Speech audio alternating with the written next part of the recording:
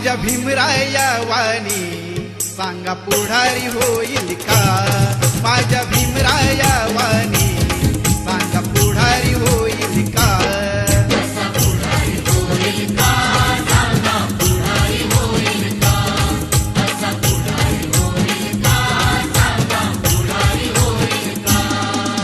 सुज्ञानाचा निर्मळ जरा भीमासारखा माणूस खरा जन्मा येईल का?